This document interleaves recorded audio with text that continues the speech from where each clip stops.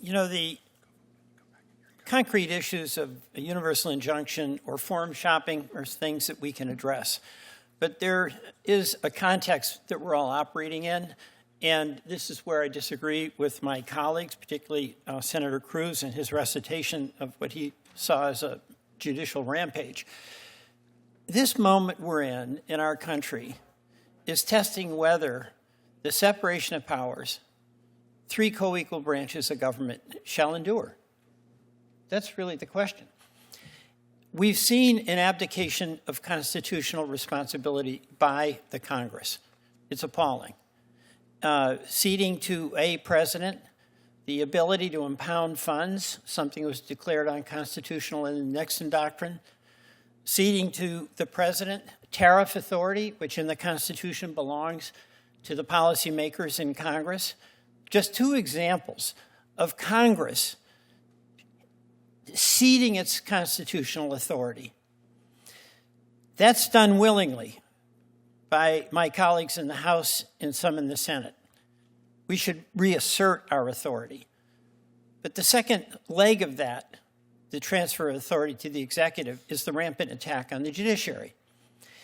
And Senator Cruz gave some examples of what he thought was judicial overreach. Each one of those examples, as I see it, was the judges doing their job. They disagreed. And when they disagreed, it was asserted by the president and by the attorney general that they were monsters, they were renegades, they were out of control. It was an ad hominem attack because the judges were doing their jobs.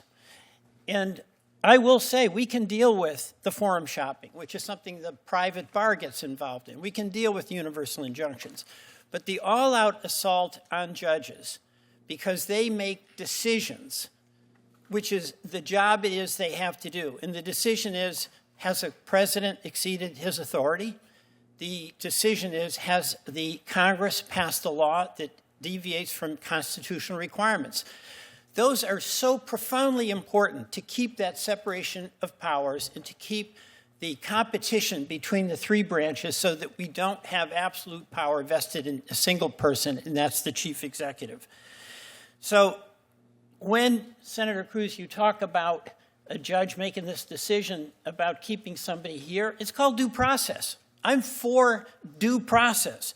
When we talk about judges striking down under the international trade agreement, whether the president has authority to set these tariffs, and it's a three-judge decision, one appointed by Trump, one appointed by Obama, one appointed by Reagan, and they say the president didn't have authority, I would say that is the judges doing their jobs.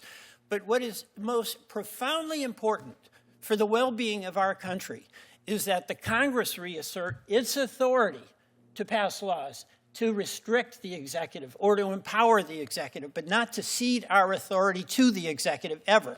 And it's our responsibility to do every single thing we can to validate the legitimate exercise of the decision-making authority of the judiciary.